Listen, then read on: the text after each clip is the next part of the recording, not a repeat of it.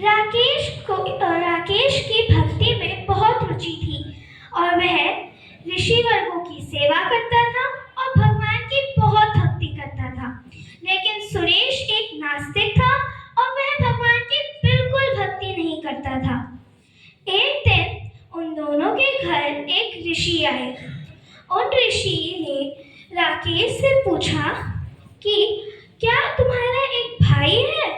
तो राकेश ने कहा, हाँ ऋषि जी, मेरा एक भाई है, मैं आपको अभी उससे मिलवाता हूँ, कृपया आप बैठ जाइए।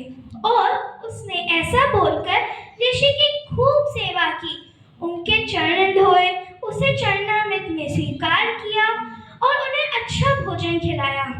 ऋषि उसकी सेवा से अति प्रसन्न हुए, लेकिन सुरेश तब तक आया ही नहीं। ऋषि समझ गए कि राकेश का भाई नास्तिक है, लेकिन अब ऋषि तो सबका कल्याण करना चाहते थे। तो ऋषि ने राकेश से कहा, राकेश जरा अपने भाई को भी मेरे आगे बुलाओ, मैं भी उसे आशीर्वाद देना चाहता हूँ। राकेश थोड़ा चिंतित तो हुआ, लेकिन उसने जैसे तैसे कर अपने भाई सुरेश को बुलाया। सुरेश ऋषि के आगे आया और ऋषि ने सुरेश से प्रार्थना की और बोला, बेटा एक बार, बस एक बार अपने मुंह से हरे कृष्णा बोल दो। सुरेश सुनकर ये बात बड़ा क्रोधित हुआ और बोला, मैं क्यों बोलूं हरे कृष्णा? मुझे नहीं बोलना हरे कृष्णा। यह सुनकर ऋषि वहां से राकेश को आशीर्वाद देकर चले गए। जब सुरेश का इस मायाजाल से अंतिम समय आया तो उसे यमदूत लेने आए और वह यमदूत के साथ गया और यमदूत ने उसे यमराज के आगे प्रस्तुत किया। यमराज उसे देखकर बड़े क्रोधित हुए और बोले, अब तो तुम्हारे पाप का घड़ा भर चुका है, अब तो तुम्हें जल्दी कढ़ाई में डाला जाएगा और यही होगी तुम्हारी कड़ी सजा। यह सुनकर सुरेश बहुत घबरा गया, लेकिन तभी चित्रगुप्त वहां भागते हुए आते हैं और बोलते हैं, रुकिए यमराज जी, रुकिए। यमराज जी पूछते हैं, क्या हुआ चित्रगुप्त जी?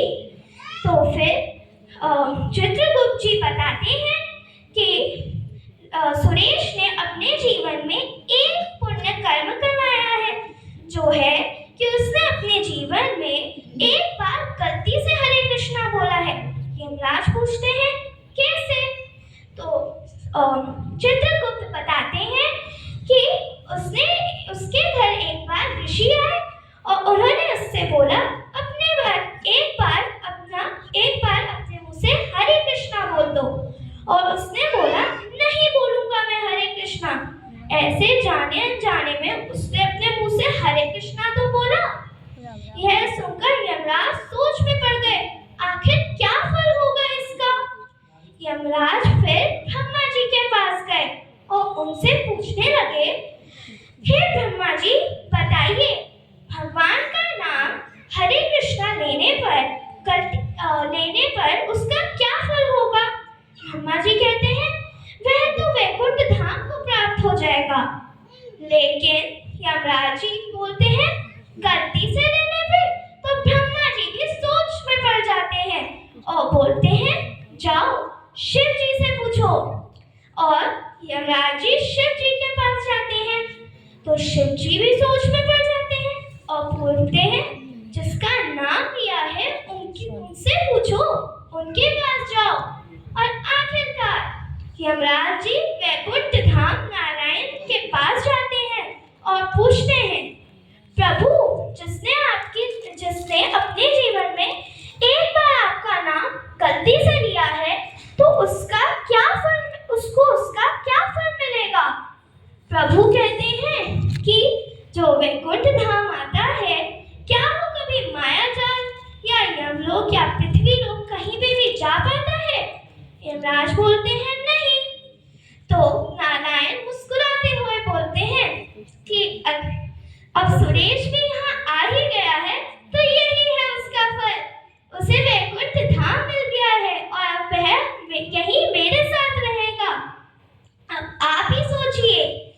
जब सुरेश को अपने जीवन में एक बार गलती से हरे कृष्णा बोलने पर भगवान का धाम मिल गया, तो हम लोग तो यहाँ कथा श्रवण कर रहे हैं, ऋषि के मुंह से ही कथा श्रवण कर रहे हैं, तो आप ही सोचिए कि इसका क्या फल होगा, वो तो भगवान ही जाने और उनकी लीला ही जाने।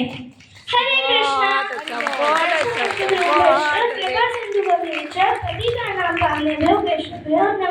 हरि बोल।